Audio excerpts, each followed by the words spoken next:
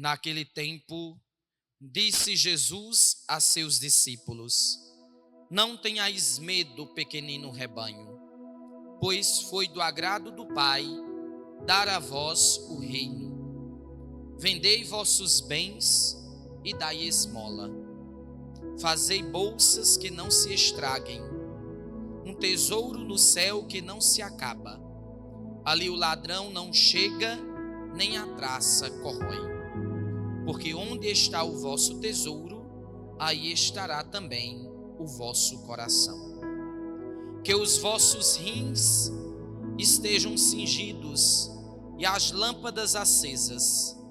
Sede como homens que estão esperando seu senhor voltar de uma festa de casamento, para lhes abrirem imediatamente a porta, logo que ele chegar e bater.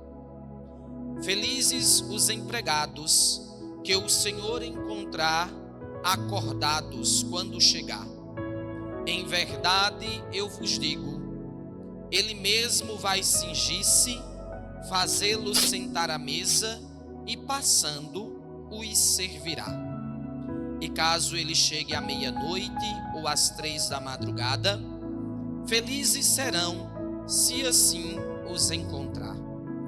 Mas ficais certos, se o dono da casa soubesse a hora em que o ladrão iria chegar, não deixaria que arrombasse a sua casa.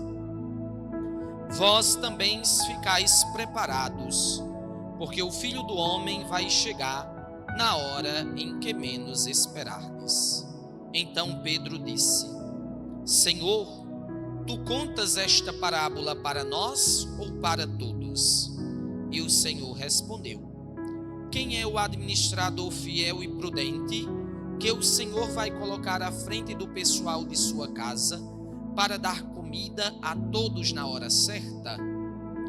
Feliz o empregado que o patrão, ao chegar, encontrar agindo assim. Em verdade eu vos digo, o Senhor lhe confiará a administração de todos os seus bens.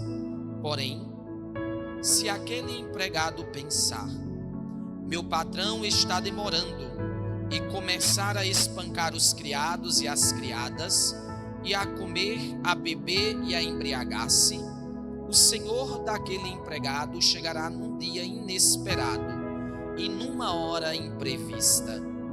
Ele o partirá ao meio e o fará participar do destino dos infiéis. Aquele empregado que, conhecendo a vontade do Senhor, nada preparou nem agiu conforme a sua vontade, será chicoteado muitas vezes. Porém, o empregado que não conhecia essa vontade e fez coisas que merecem castigo, será chicoteado poucas vezes. A quem muito foi dado, muito será pedido. A quem muito foi confiado, muito mais será exigido. Palavra da salvação. Glória a vós, Senhor. Irmãos e irmãs, celebramos hoje o 19º domingo do tempo comum.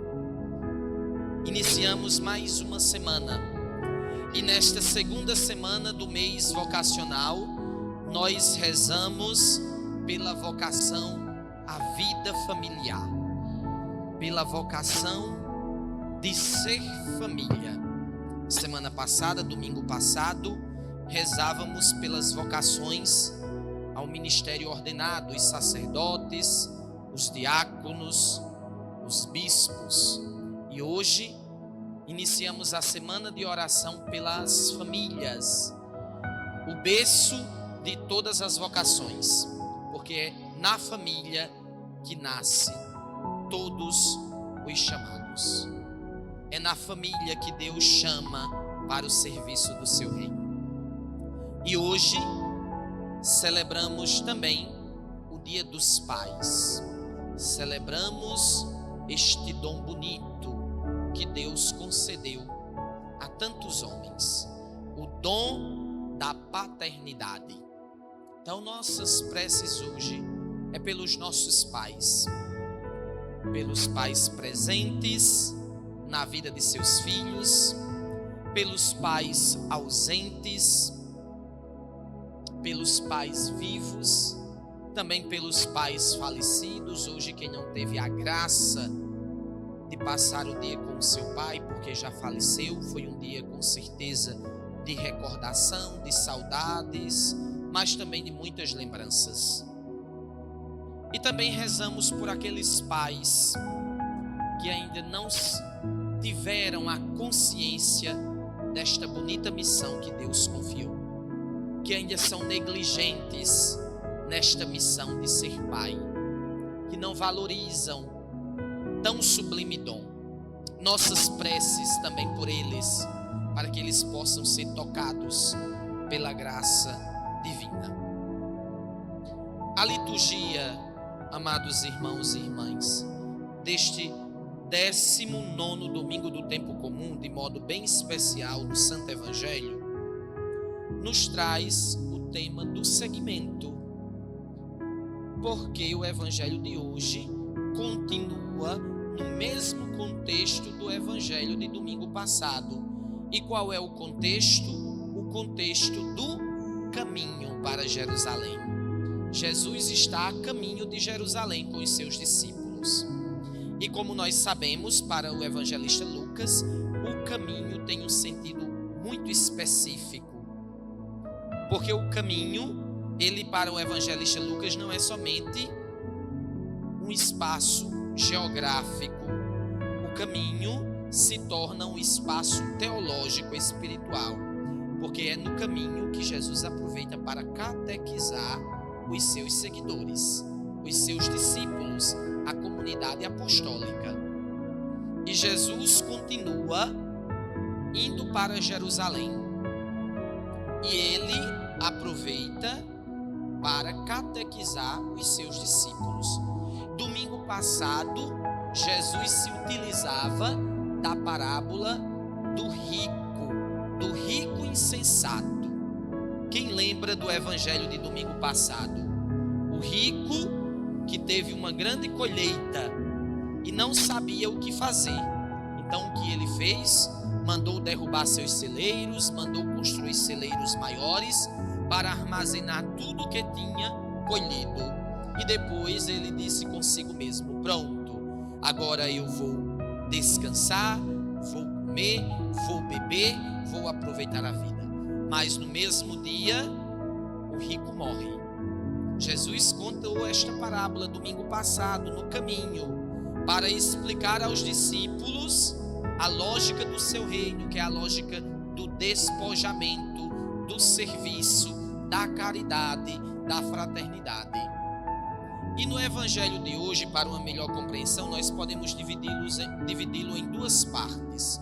A primeira parte, uma introdução da catequese de Jesus, o que Jesus apresenta aos seus discípulos, e a segunda parte, nosso Senhor que apresenta 3 parábolas a respeito da lógica do seu reino. Então vamos para a primeira parte da introdução, o que Jesus quer falar à sua comunidade de seguidores, discípulos e apóstolos. Começando pelo primeiro versículo, que é de bastante importância para o aprofundamento do texto. Jesus diz assim: não tenhais medo, pequenino rebanho, pois foi do agrado do Pai dar a vós o reino.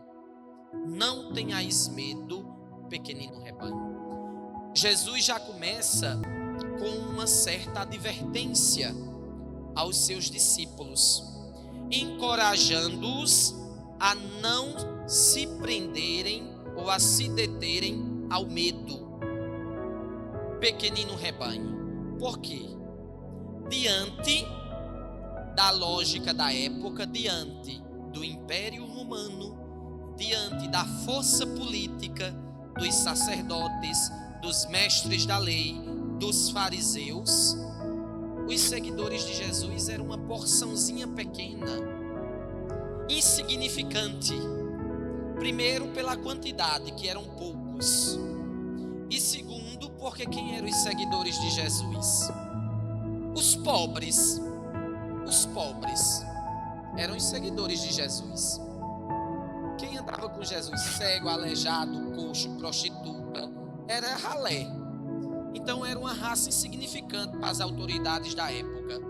Então, diante do sistema político e religioso da época, os seguidores de Jesus eram insignificantes, porque eram pessoas pobres e era um pequeno número. Então Jesus os encoraja para que eles não se detenham ao medo, porque muitos dos seguidores de Jesus, vendo que a sua mensagem e o seu modo de proceder não se reconciliava com a ideia que eles tinham de Messias, porque todo Israel esperava o Messias, mas um Messias rico, com um grande exército e poderoso.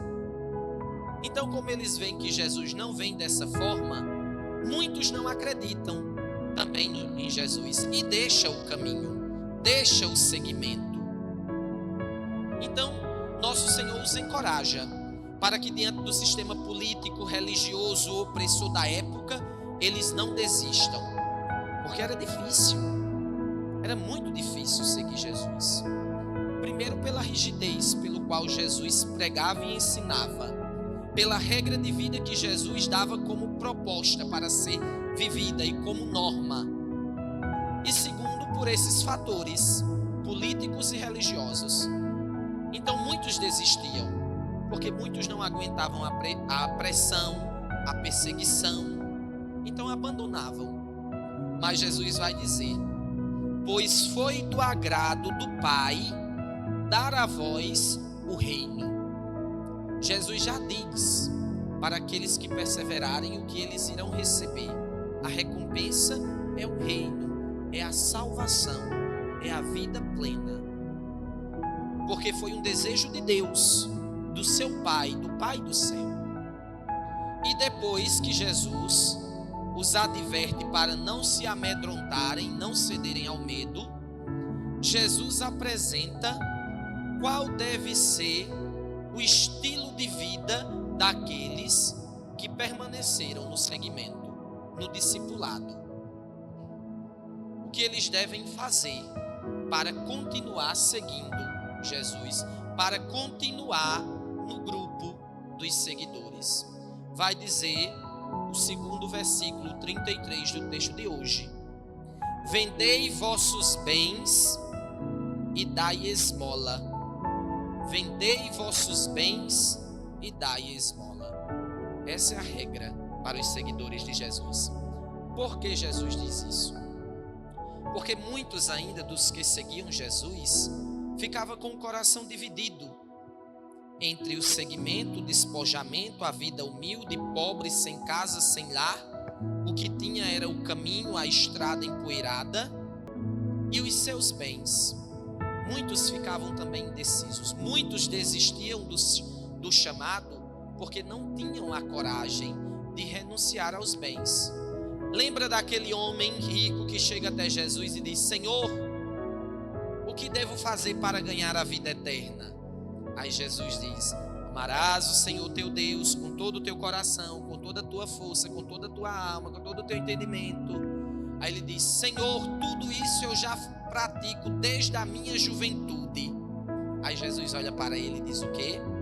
Vai, vende todos os seus bens, junta o dinheiro e dá aos pobres. Depois vem e segue-me. E o que é que o homem faz? O homem volta entristecido, porque não teve a coragem de renunciar. Então muitos não seguiam Jesus porque não tinham coragem de renunciar. Aí Jesus diz aos seus discípulos o que tem que fazer: vende seus bens e dá aos pobres, e dai esmolas. Só que aqui nós temos que entender duas coisas. A esmola no texto de hoje tem um significado mais profundo do que simplesmente dar uma quantia, dar uma ajuda a uma pessoa necessitada. A palavra esmola, no texto de hoje, prestemos atenção, no texto de hoje, é sinônimo de justiça. É sinônimo de justiça. Por quê? Porque só existe pobre porque são injustiçados. Quem são os pobres? Os pobres, os miseráveis, são os injustiçados da sociedade. É por isso que Jesus diz: vai, vende seus bens e dá as esmolas. É como se Jesus estivesse dizendo assim: vai e pratica a justiça. Se tem pobre é porque são injustiçados. E o reino de Jesus é um reino de justiça para todos. É por isso, amados irmãos e irmãs, que sempre em minhas homilias eu me preocupo em trazer o significado de cada parte do texto, para a gente ter uma compreensão ampla dos textos sagrados de hoje, porque senão a gente sai dizendo coisas que não deve, coisas que não existem e coisas que o texto sagrado não fala. Então, quem são os pobres? São os injustiçados. São aqueles que têm os seus direitos violados, que têm a sua dignidade ferida. São aqueles que não são respeitados, que não são vistos nos seus direitos de gente, de pessoa, de filhos de Deus. Então, se existe pobre é porque existe injustiça. É por isso que para ser seguidor de Jesus você tem que ser um verdadeiro arauto da justiça. Os seguidores de Jesus não podem compactuar com as ideologias do mundo, com o sistema opressor do mundo, que fere e que mata o próximo na sua dignidade de pessoa, na sua dignidade de filho de Deus. E depois nosso Senhor continua a catequese, falando aos seus discípulos como eles devem viver para permanecer como construtores e anunciadores deste reino. Jesus vai dizer: fazei bolsas que não se estrague, um tesouro no céu que não se acabe. Ali o ladrão não chega, nem a traça corrói. Porque onde está o vosso tesouro, aí estará também o vosso coração. Aqui nosso Senhor, além de ter apresentado como os seus seguidores deviam viver, ele apresenta qual é o ideal do seu reino. E o ideal daqueles que desejam viver neste reino. Qual é o ideal, o único objetivo dos seguidores de Jesus? O céu. O céu. Fazei bolsas que não se estrague, um tesouro no céu que não se acabe. Jesus aqui já diz aos seus discípulos que eles não devem se prender às coisas passageiras deste mundo, porque a meta é o céu. O discípulo, o seguidor de Jesus, sempre tem que ter como meta de vida a eternidade, a vida feliz, a vida plena, que é o verdadeiro tesouro que ninguém pode roubar de nós. E por que Jesus diz isso? Porque na cultura judaica, todo judeu, prestemos atenção, todo judeu, eles tinham um tesouro guardado em casa, independente da quantia que fosse, se fosse um tesouro grande, de um grande valor, ou se fosse um tesouro pequeno. Mas todo bom judeu, ele tinha um tesouro guardado em casa, uma reserva. Isso era costume dos judeus. É por isso que Jesus diz: aonde está o seu tesouro, aí estará o seu coração. O coração do discípulo não pode estar nas coisas do mundo, porque isso revela o que é verdadeiramente o seu tesouro. E qual é o nosso tesouro? O nosso tesouro é a fé. A fé, como vai nos falar a segunda leitura de hoje. Esse é o nosso maior tesouro, que nós devemos guardar em nosso coração, para que assim o nosso coração esteja unido ao coração de Deus. E a segunda leitura de hoje da carta aos Hebreus nos vai trazer o verdadeiro significado de fé, que muitos não sabem, e até abre a boca e diz assim: eu acho que não tenho fé. Então o que é a fé?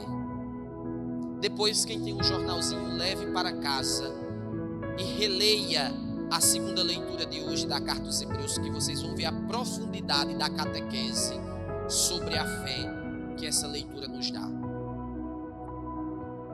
No primeiro versículo está o conceito de fé na Carta aos Hebreus.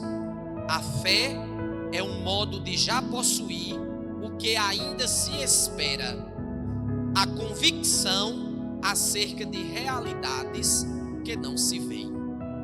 Então, o que é a fé?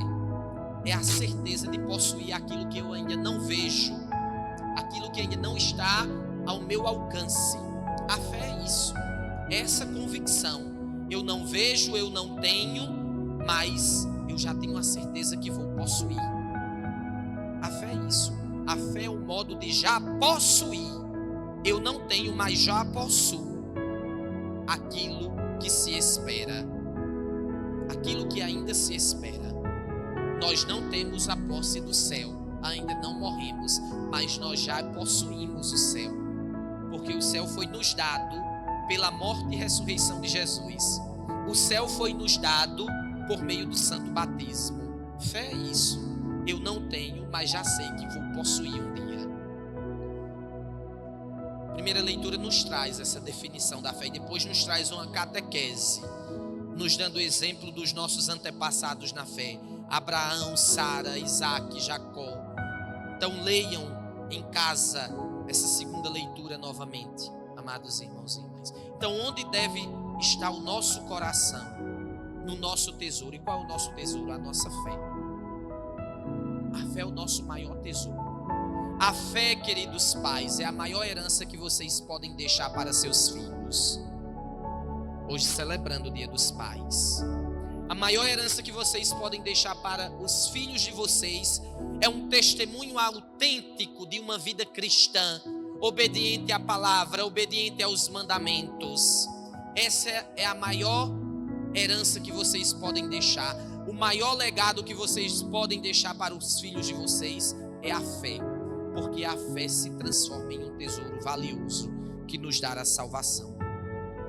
E depois de Jesus fazer essa introdução para os seus discípulos acerca de como eles devem viver para se construir e anunciar este reino que ele propõe, nosso Senhor vai contando as parábolas, a segunda parte do evangelho de hoje. Na segunda parte nós temos 3 parábolas.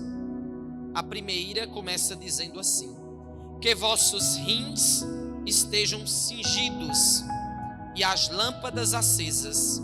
Sede como homens que estão esperando seu Senhor voltar de uma festa de casamento, para lhes abrirem imediatamente a porta, logo que ele chegar e bater. Nosso Senhor aqui se utiliza de 2 coisas: os rins cingidos e lâmpadas acesas. O que significa isso? Vamos para a história. Nós sabemos que a vestimenta ordinária dos judeus era uma túnica grande, longa, pesada, e a túnica ela dificultava o andado e o serviço. A túnica ela dificultava o andado e o serviço por ser uma túnica longa, grande, pesada, de um tecido pesado. Então, o que era que os empregados faziam quando era para servir os seus senhores? Eles subiam a túnica até a altura dos rins e cingiam-os com um símbolo para facilitar o acesso e o serviço. Aí eles iam servir a mesa, ia lavar os pés dos seus patrões e tudo mais. Um bom judeu, quando ia fazer uma caminhada longa, ele também fazia isso. Ele cingia a túnica, subia a túnica até a cintura dos rins e cingia com um símbolo. Então aqui nosso Senhor nos pede 2 coisas quando ele diz que estejais com os seus rins cingidos e lâmpadas acesas. O Senhor nos chama a atenção para duas coisas: para que estejamos dispostos a caminhar em anunciar o seu reino e para que estejamos dispostos a servir neste reino. Os rins cingidos significa a urgência do anúncio. O reino de Deus, ele tem urgência de ser anunciado, para que todos encontrem esse reino de justiça e paz. Mas para que isso aconteça, todos nós devemos ser servidores neste reino. E as lâmpadas acesas significa a atitude de vigília, de alerta, de prontidão, que devemos esperar nosso Senhor, disponíveis para caminhar com Ele e para servi-lo nos necessitados, nos pobres, nos injustiçados. Devemos estar vigilantes, porque o Senhor virá como um Senhor que chega depois de uma festa de casamento. Devemos ser esses servos prudentes, atentos, prontos para começar uma caminhada, um anúncio, em constante vigília. E depois vem a segunda parábola. A segunda parábola reforça o pedido de vigilância da primeira e vai continuar dizendo: e acaso ele chegue à meia-noite ou às 3 da madrugada, felizes serão se assim os encontrar. Mas ficais certos, se o dono da casa soubesse a hora em que o ladrão iria chegar, não deixaria que arrombasse a sua casa. Aqui é a única vez que Deus é comparado como um ladrão. É a única passagem nas Sagradas Escrituras que nosso Senhor compara Deus como um ladrão, não no sentido de roubar, mas que ele vai chegar em uma hora que em menos esperamos, como o ladrão que chega, arromba e leva tudo. A segunda parábola de hoje reforça a primeira: vigilância, atenção. Devemos estar atentos, porque o Senhor voltará. E a terceira parábola de hoje, que começa com a pergunta de Pedro, que diz assim: então Pedro disse a Jesus: Senhor, tu contas esta parábola para nós ou para todos? E o Senhor respondeu: quem é o administrador fiel e prudente que o Senhor vai colocar à frente do pessoal de sua casa para dar comida a todos na hora certa? A terceira parábola de hoje é uma resposta à pergunta de Pedro. E como é costume de Jesus, Jesus nunca dá uma resposta direta. Jesus sempre responde às perguntas que lhe são dirigidas com outra pergunta ou com outra parábola, como hoje ele faz com Pedro. Aí ele vai contar a parábola a Pedro. Feliz o empregado que o patrão, ao chegar, encontra agindo assim. Em verdade vos digo, o Senhor lhe confiará a administração de todos os seus bens. E por que Pedro faz essa pergunta a Jesus? Senhor, tu contas esta parábola para nós ou para todos?